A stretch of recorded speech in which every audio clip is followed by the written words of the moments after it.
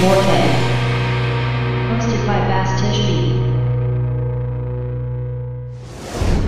Hey, Bastish B for 64K and welcome to vlog number 4.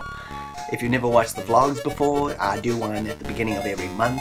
Pretty much just do a rundown of all the shows that are up and coming, any channel changes and questions, I can answer them right now. So we're going to jump straight to a video change. I was going to cover the Scottish Cultural Centre at the end of last month, but I felt that the event is really small. I thought it would be a unique video, but I kind of changed my mind.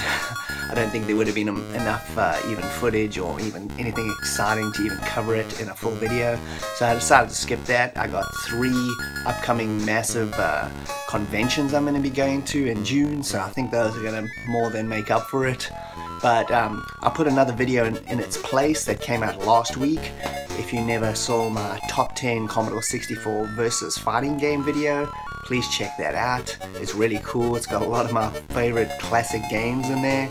Versus wise, the top 10 section now has got its own dedicated playlist section in my front page, so it'll be easier to find it also. And the first video for this month, which comes out tomorrow, is how to put ROMs on a Super Retrocade. See a little Retrocade over there, boing boing boing boing. And I'm playing a POW, classic SNK arcade game. Anyway, the video is about how to put actual arcade ROMs onto that system. The system comes packed with about 100 games or so, but you can put hundreds and hundreds more of your own arcade ROMs on there, and I'll show you how to do that.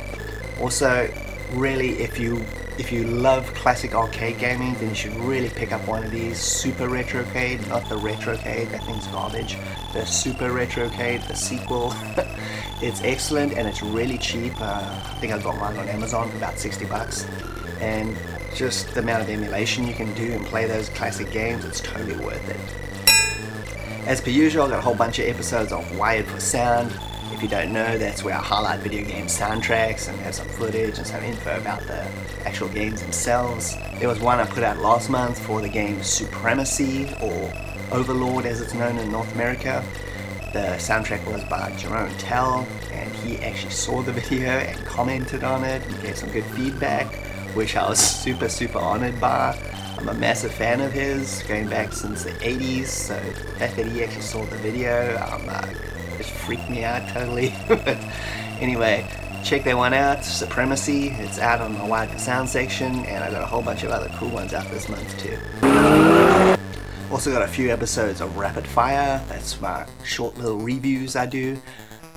If you haven't noticed, or maybe you did notice, I try to alternate between doing one Commodore 64 review and then some random one, either a console game or some other PC related one.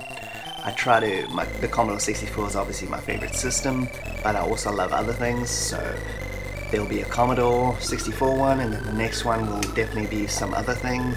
This month it's an Amiga game. You just have to wait and see what it is. It's pretty cool. I've been wanting to cover this game for a while. Classic Amiga game from the mid-80s. Don't want to say what it is, but it's cool.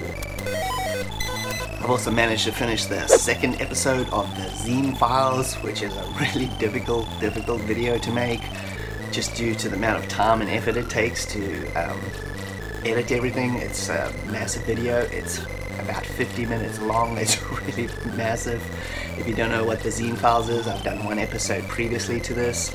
It's where I take a look at an old magazine from the 80s. I took a look at an old issue of CNVG, Computer and Video Games, if you don't know, from 1990. I jump ahead 1 year now, and I'm looking at another issue of CNVG, 1991. It's a good changing period in gaming, especially for the European gaming scene. The older computer systems, especially the 8-bit stuff, is starting to fade out as the console stuff is coming in.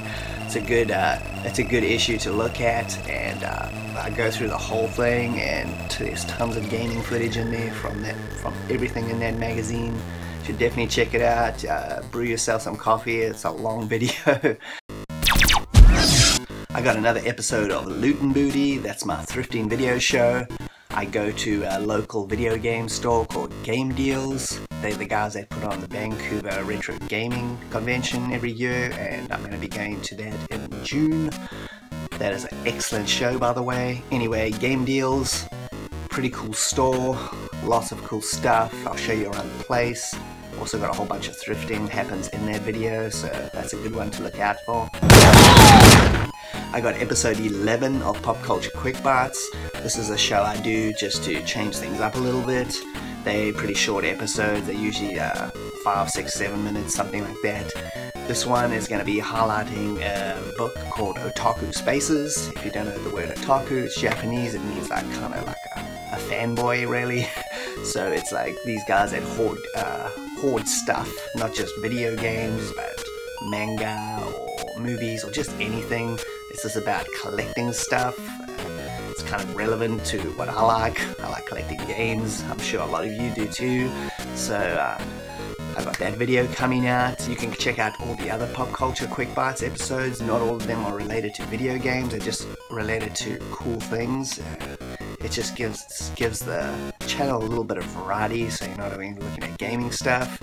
And it's fun. It's fun and it's quick. And the biggest episode out this month is Let's Player Series number 3. This is where I take a look at the Willow trilogy of games. The game's based on the movie Willow. I haven't seen any decent videos done on any of this on YouTube, so I decided to make my own. There were 3 games made for the movie Willow. One of them was on a PC, one was on the arcades, and the other one was on the NES. It's really diverse. I cover all 3 of them with a bit of the history of the whole thing. This video took quite a while to put together. There's a lot of content. I hope you'll check it out. It's pretty diverse. I'm not sure how am I going to promote this because it covers 3 different systems. So I'm sure the video is only going to get like 10 views, which is unfortunate, but it doesn't matter. It's a fun video. Even if you're not even interested in it, you should check it out. And I get this question quite a lot. Where are you from? And what is that accent? So I'm actually from South Africa. That's why I got the dodgy accent. And I currently live in British Columbia, Canada. So also people think I may be from Europe because of the games I cover. That's not the case. The games that I cover are basically, most of them are classic European games because that's what I grew up on and that's what I like. And I love Commodore 64 and Sega. I cover a lot of other stuff too, but those are my passions. So you'll see like a little bit more of those systems than anything else. If you like that, then this channel is going to be awesome for you. And I like to highlight some of these European games also because people over here in North America, they don't know much about these games at all. They don't even know they exist. So it's cool so they can get to see these games that I think are like classics and I grew up on. And all you other guys, you guys know what they are and they're freaking awesome, and who doesn't want to see footage or reviews of those classic games. And that's it for episode 4 of the vlog. I'm gonna go play some POW and beat the crap out of a bunch of dudes. Thanks for joining me on BastishB at 64K. If you could like and subscribe, that would be greatly appreciated. I'm trying to get to 1,000 subs. It's gonna be a long time to get there, but hopefully I will. And on that note, cut to credits.